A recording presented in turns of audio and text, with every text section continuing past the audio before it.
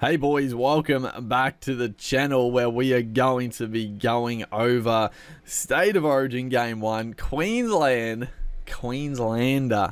getting up 26 points to 18 over the New South Wales Blues. Oh, baby, what a win. What a goddamn win that was. I'm honestly stunned at how we won that. Like, the Blues just capitulated at the back end there. Like, honestly, when the sin bin happened, I genuinely thought that was it. That was game, set, match. I mean, at that point, I think Cobbo was off the field at that point. So you had Cobbo off. Gilbert was out early. I think was Tuolangi out as well with a head knock. Like, they had all sorts going on and a player down. The Blues had so much possession in that first half. I thought there's no shot that they're not going to be able to run in maybe a couple of tries at the back here. But they just didn't. Queensland just controlled it. They were phenomenal. So we're just gonna go through each player, give a quick breakdown on what happened. I'm gonna, like, Fittler, what the hell are you doing? Some very, very strange.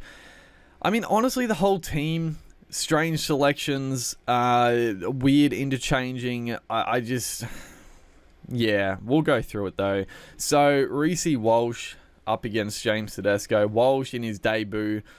Man, oh man, I was so excited and so nervous to watch Reece Walsh in this game, but it was honestly the best of both worlds. Like, Walsh, he attacked 100 miles an hour, looked sensational, set up a couple of beauties, and was basically faultless. I mean, there was probably the odd high kick that was highly contested. He might have dropped. I can't remember exactly, but he was like faultless under the high balls. Just safe as houses. He came up with a couple of big defensive plays as well. Like, he didn't necessarily make the tackle, but his pressure and his scramble with other players, he was immense. He was immense. You couldn't ask for a better debut from a fucking 20-year-old kid. Oh, man. That is exciting times for the future. And, I mean, he's got the jersey now. I don't know what happens with Kalyn Ponga now, but it's good competition, that's for sure. On the flip side, James Tedesco, he is getting absolutely torn to shreds on Twitter and everywhere. Fucking dude, listening to the commentators, oh my god, you would think that they're watching a completely different game. Like, they just can't stop trying to talk Tedesco up. I mean, yeah, he had some tackle breaks. I don't know what his run meters were, but I'm sure it was pretty high. He had a lot of carries. That's all well and good, but just not part. I mean, it's just the classic, dude. Like, Walsh looks so dangerous in attack, but he knows when to get the pass on to his outside men. I mean, the try he set up with the speed to get it to Holmes, that was, oh, it was scintillating stuff, but he just knows to pass it. He just knows to hit the outside hard and get it to his outside men. Tedesco, he jinks, he crabs around. Like, his outside men can't really hit holes because Tedesco will, like, go in behind him and fucking fuck around. Like, I mean, you know, what can you even say? Like, their whole game just, it just doesn't work with Tedesco. I feel like they're surely not gonna drop him, but I don't know what they're gonna do. I honestly don't know. I mean, obviously when the Blues are rolling and if they're on top and things are going well, I mean, Tedesco can still be mighty dangerous, but when they need to have some structure, it just doesn't work. So yeah, not a good game for Tedesco, and obviously getting out left from Lindsay Collins, getting burned by the hammer. Not a happy night for old Jimmy. The wingers, Selwyn Cobbo, Brian To'o. So Cobbo, I thought was pretty outstanding. A lot of tough carries. Scored that freakish try. I don't know how he got it down, but he did. Obviously, he suffered, I don't know, he must have suffered a hip injury after that. He looked like he was fine, but then he was like shot. And fucking, dude, the commentators, I can't, he was like, he could barely move. And for one, like, the commentators barely mentioned it. Like, you could see, like, a kick downfield. Cobbo was, like, 50 meters back, like, just jogging, could barely move. The commentators don't pick it up at all. And then there was, like, the attempted intercept from him. And I think fucking Matt Thompson fucking crowing that, oh, if he takes that, he's off for a try. It's like, bro, have you been watching the game? My man can barely move. He's not running 100 meters, but... I don't want to go off on a rant about the commentators too much. Actually, you know what? Joey Johnson, I know people, I'm sure people hate Joey Johnson and Smith commentating, but I thought they were okay. Honestly, I think Johns and Smith actually work pretty well together, but that's neither here nor there. But Cobbo was great. Unfortunately, yeah, couldn't finish out the game. Disappointing. Hopefully, they never really said what happened to him, but it looked like a hip or something. I don't think it was too serious because they didn't like rush him off. I think it might have been just a you know, hit to the hip pointer or something like that. Brian To'o, I actually think To'o was, I mean, he was probably their best, right? Like, he was really good. A couple of clean breaks. He was causing all sorts of havoc. Yeah, To'o was very good. It's just a shame. It's just a shame that he can't see any football in the attacking zone. Just doesn't get a sniff of the footy outside the ball hogs in front of him. It would have worked better for New South Wales if they actually passed to their barnstorming winger. But happy as a Queenslander. The centres, Val Holmes, Hamisai Tabuai-Fidow, excellent. Holmes come up with a couple of poor defensive efforts, but overall I thought he was great. Again, I keep bringing up the commentators, but fucking Thompson, I think it was after Stephen Crichton sort of fended him off once, and he mentioned that I think Crichton has it over Holmes so far in this game, and I'm just like, what the fuck are you talking about? Holmes in attack has been fucking devastating. He just burned Crichton in the first half, and somehow you're saying Crichton has it over Holmes so far. It's like they don't watch the game. It's like they don't watch the game at times. I mean, as you can tell, I really don't like Matt Thompson. I think he's absolutely abysmal. But Holmes was great.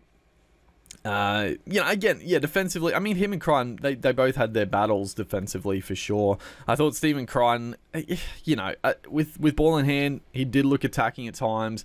Defensively, came up with a few poor errors. And again, I mean, his biggest issue, he just doesn't pass the ball. So, they had chances, and if he passes occasionally, they might have scored more tries, but old glue hands just doesn't pass it. Fido was sensational. I mean, obviously, it's hard to look past that try, dude. Just, oh my god. Absolutely fucking burning. Josh Addo-Carr, fucking loudmouth Addo-Carr himself, won't... Oh, it feels damn good.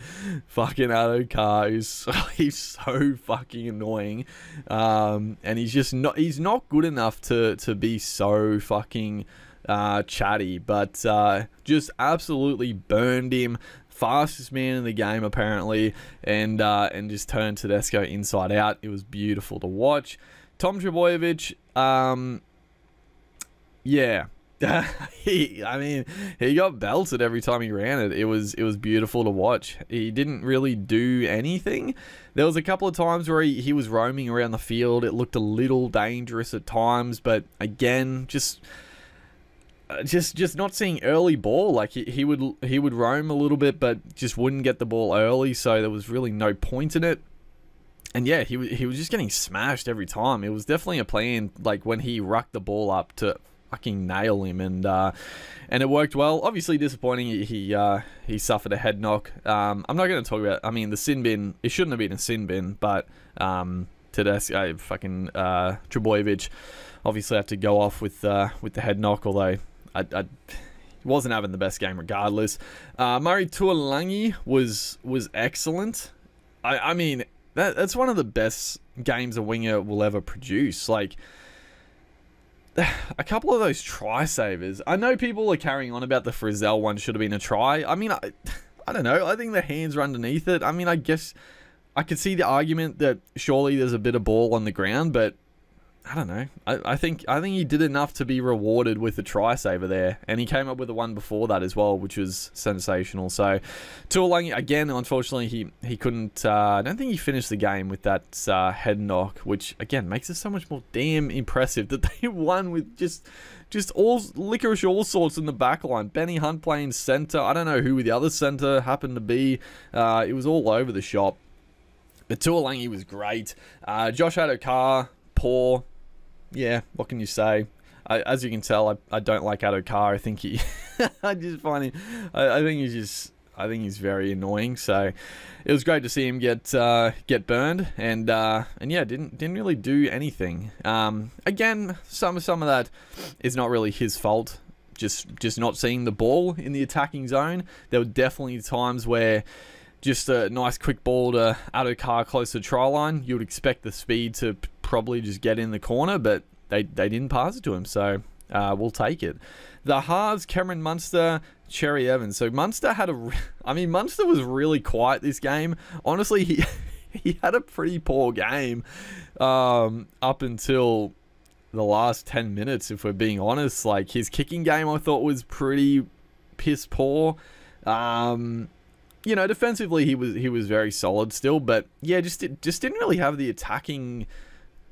Yeah, I mean, didn't really see much footy in that first half, to be fair, but didn't look that dangerous with ball in hand for a good chunk. And yeah, the kicking game was a bit of a letdown when he kicked it, but again, Cam Munster, Money Munster just comes up with the big play when it matters, getting on the outside of Nico Hines. Poor old Nico Hines just getting thrown to the fucking walls in the center position.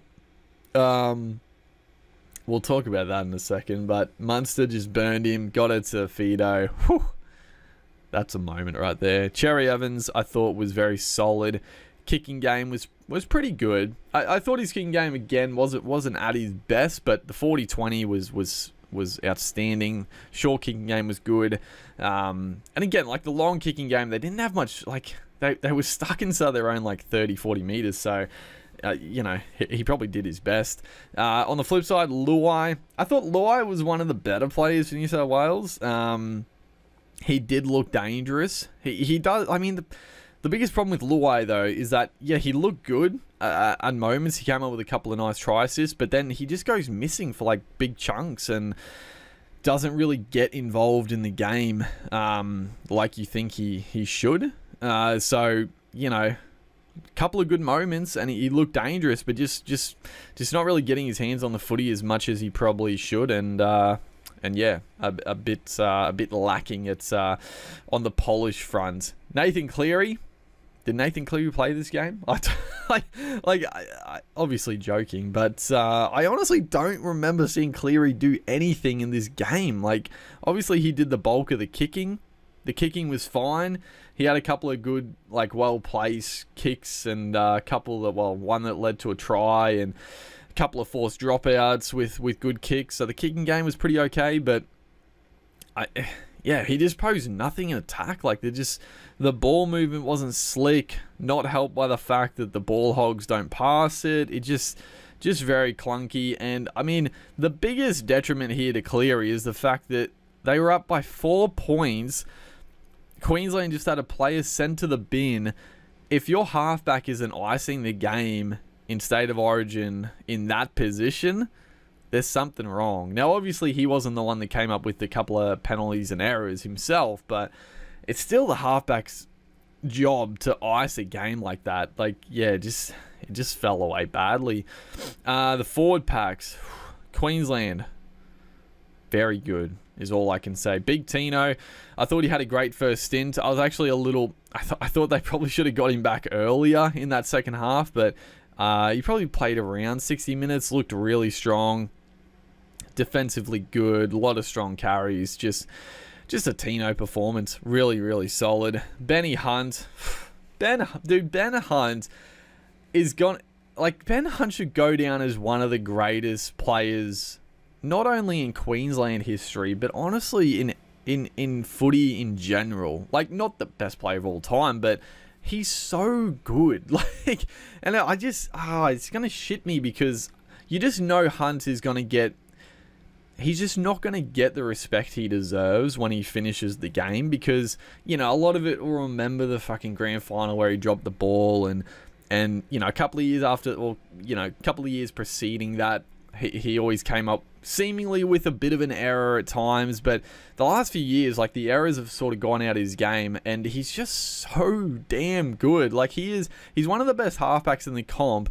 You throw him in Origin, he's playing dummy half, defensively strong as anything, dangerous in attack, and he's playing the full game. He went to the center. I don't know where he's playing half that game, but I'm pretty sure he played the full 80, just all over the shop. Oh, he's good. Oh, he's so good.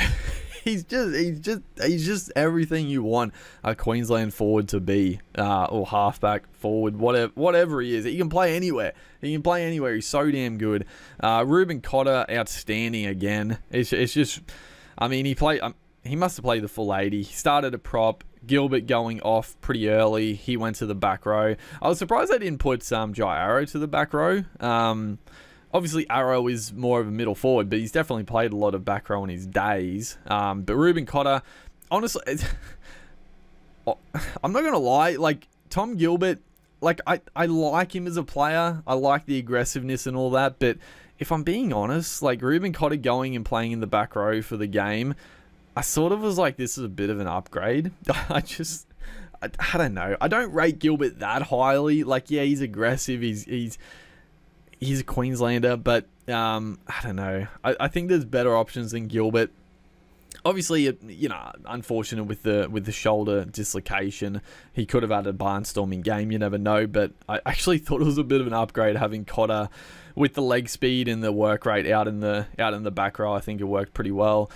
Dave Fifita was outstanding. Obviously copped a knock, which honestly was probably, like, it wasn't good at the time just because we had no, like, Gilbert was already off and we didn't really have any back row replacements. But the fact he got a bit of a spell before halftime, then the halftime break, and then he came back for the back 40 minutes, you know, it kept him a little bit fresher, I think. So it actually worked out okay, and I think he was outstanding. He was getting in, doing the hard work. His carries were very solid. You know, there was no barnstorming 80-meter runs or cutout passes to the winger, but he had a really solid game back in the Queensland kit. Tom Gilbert, we mentioned a little bit. Obviously, not much to talk about.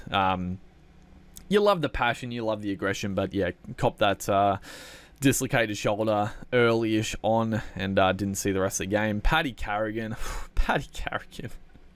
Oh, man. I mean, I know Isaiah Yeo gets talked about as the best lock in the game. I'm going to be honest. I think Carrigan is the best lock in the game. He probably doesn't have quite the ball playing skills of a Yeo, although he's got a decent pass. He's just, I just think he's a little bit better. And a game like this, I think it just exemplifies that slightly.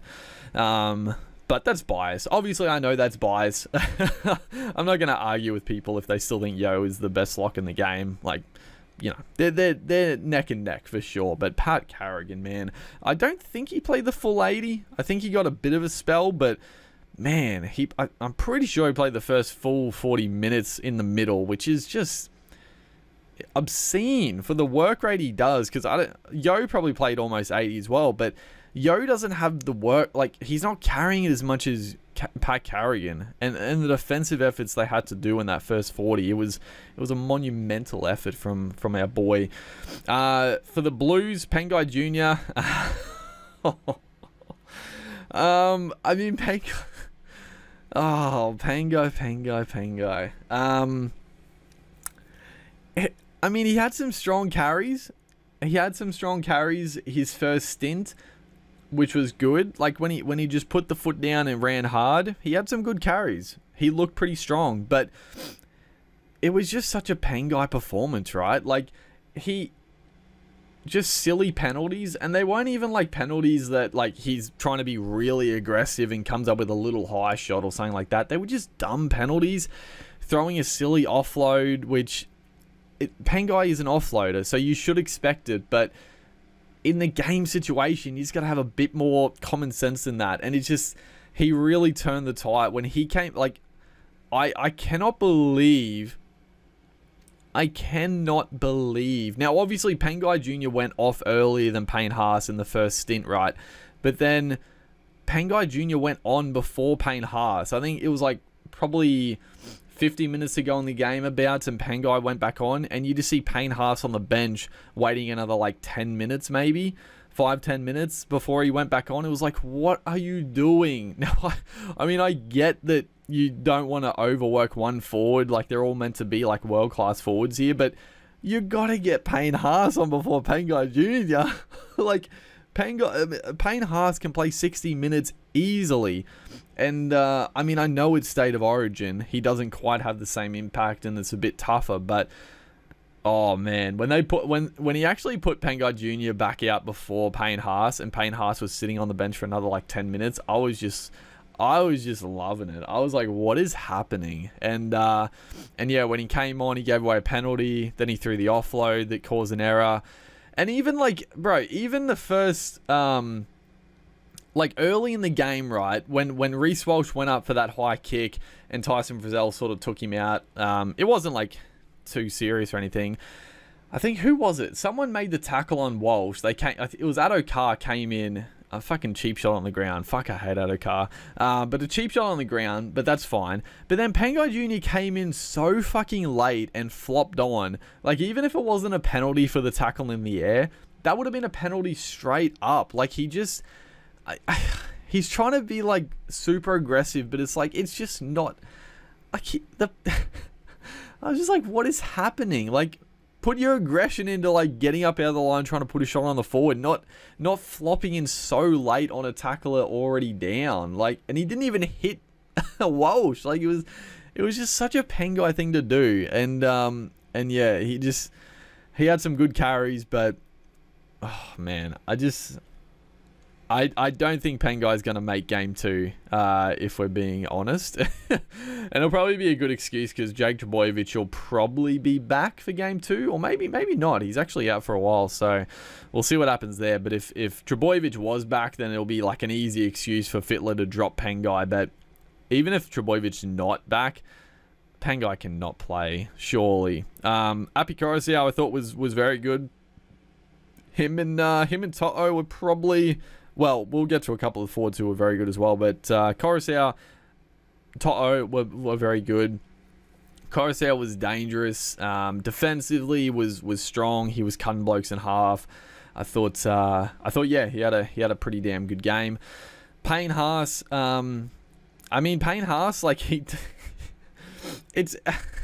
I know people will say, like, he just doesn't play like he does at the Broncos. And it's true, but it's more the fact that Queensland forwards just get up and fucking try to belt him. Like, it's good to see. Like, the Queensland forward, they just take it personally to absolutely belt Payne Haas. And, you know, he had a couple of strong carries for sure, but man, he was not finding his front. He was not getting the post-contact meters he does usually. And Queensland did a fantastic job of just restricting Payne Haas.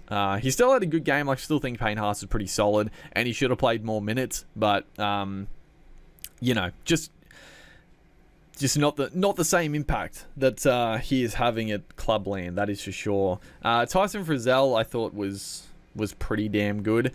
I was a bit surprised people were so shocked that Frizell got a recall. I don't know. I think Frizell is just an Origin player all through, dude. Like, he's a Queensland type player, right? Like, he's not that flashy. He doesn't come up with like really exciting plays and passes and stuff like that, but he's just a worker. He's aggressive. And he does all the 1%ers. Like, you watch him at club footy and he's doing the same shit. Like, he's putting pressure on the kickers constantly.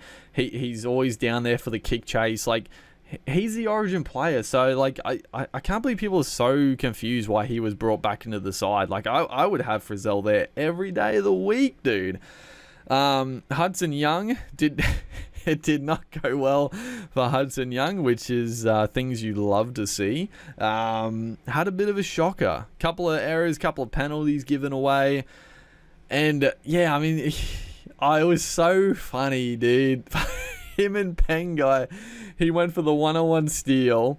I think it was Isaiah Yo dropped off, and fucking Pengai Jr. trying to come in all aggressively to tackle the player. Hudson Young goes for the steal. Pengai goes for the shot, and it 2 in the tackle. Oh, chef's kiss to that one. That was lovely. That was lovely to see the boys do that. And then Isaiah Yo. I actually thought Isaiah Yo was pretty poor in this game. Obviously got through a mountain of work and this and that, but a lot of the passes from him were just pretty sloppy. Like not what you usually see from Isaiah Yo. Just a lot of passes hitting the ground. It just wasn't slick, and yeah, didn't have one of his best games. Not poor, but definitely not one of Isaiah Yo's best games. And then finishing off on the bench, so yeah, obviously the Queensland team changed up quite a bit, which I actually think was the right decision. I thought it was pretty strange that they were going to start Flegler and Collins over Cotter and Fasuma Ali. I thought, what is going on? But Flegler back to the bench, Lindsay Collins, Harry Grant, and Jai Arrow. Flegler, I thought Flegler was pretty good. It's obviously marred by the fact he got 10 in the bin for that tackle, which is fucking just unreal, man. But I thought Flegler was pretty damn good up until that moment. He actually changed the momentum pretty drastically when he came on. His carries were really strong. He was bending the defense back. I was actually pretty impressed with Flegler. And as a starting player, like I was pretty, like I thought they were definitely better options than Flegler. But off the bench, I think Flegler is pretty good. Like he's just aggressive, just bends the line back. So I was happy to see him, and he looked good up until the fucking sin bin. Lindsay Collins, I mean, the big man had a game to remember.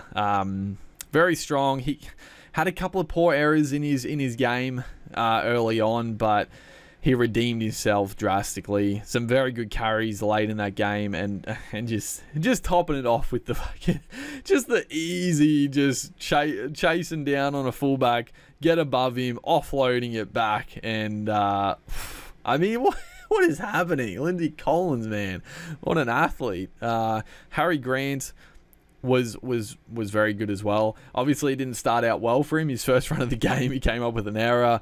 It was not a good error because Queensland I mean, they just couldn't get out of their end. They finally found a little bit of space, and he came up with a poor error to start the game. But he finished strongly, some nice darts, and just setting it, like, just the passes from Grant are just so damn crisp. Like he gets, I think he is the best passer in the comp, right? Like he just gets these 3-man cutout passes just perfectly on the chest, which just opens up the field so quickly. It's so underrated, but his passing is unbelievable out of dummy half. It's so good. And then Jai Arrow I thought was strong. Nothing too crazy, but he did his job well. Pretty happy with the bench all around.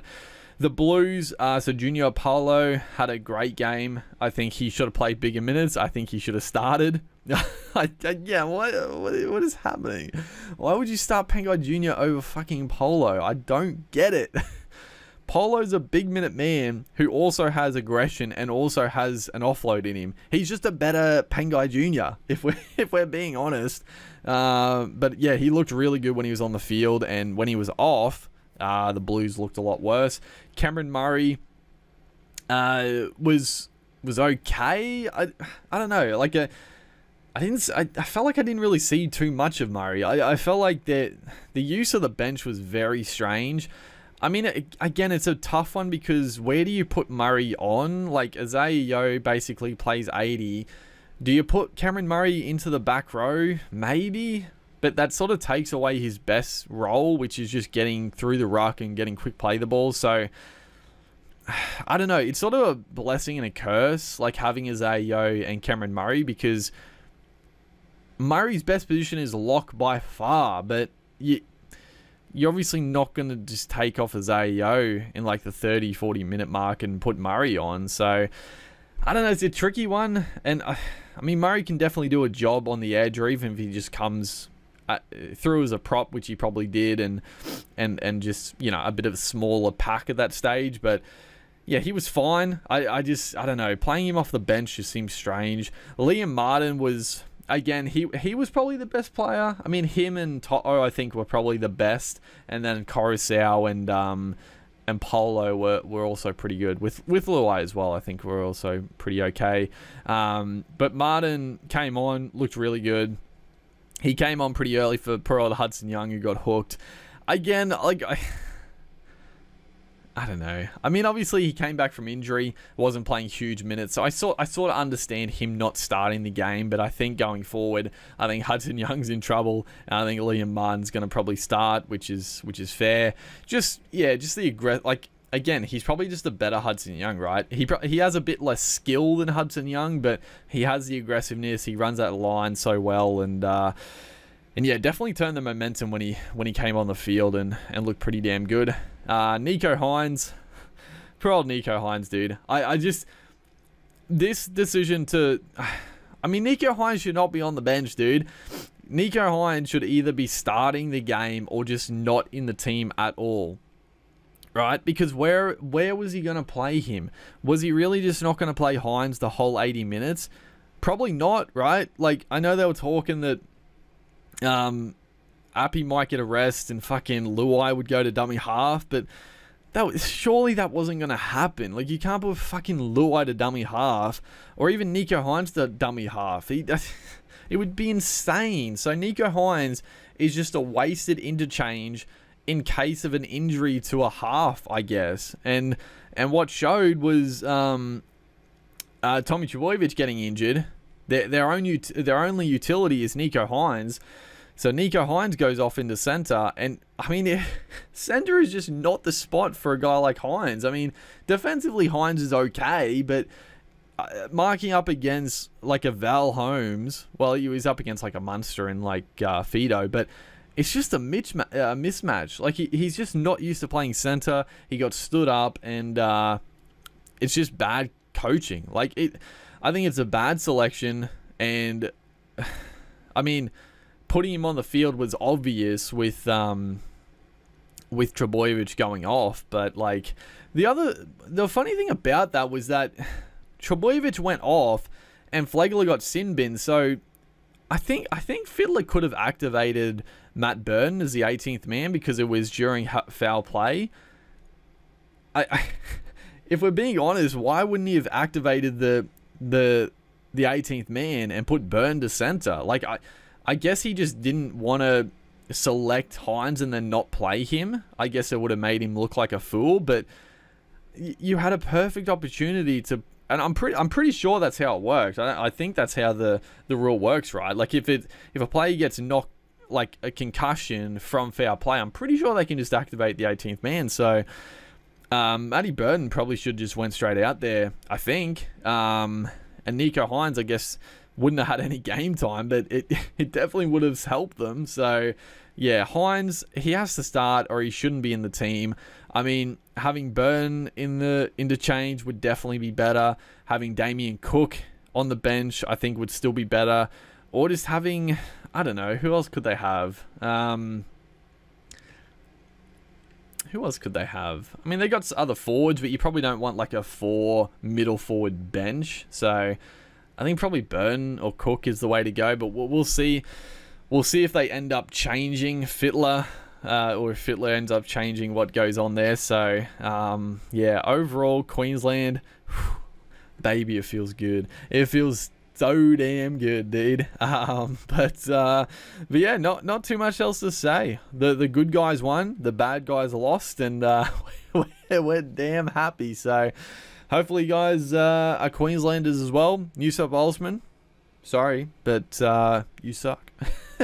But nah, I'm still very nervous for the next 2 games. Until the series is won and done, I cannot relax. I mean, there's no other games in the comp that make me so damn nervous watching than State of Origin. It's just, oh my god, it's I love it and I hate it at the same time. It just makes me so nervous. But but what a win, and just a great finish. Like, to have a man sin bin and then just flog them. Like Fido with the breakaway try, Cameron Munster scoring off a Lindsay Collins fucking take under the eyeball. I mean, what a way to win the game. What a way to win.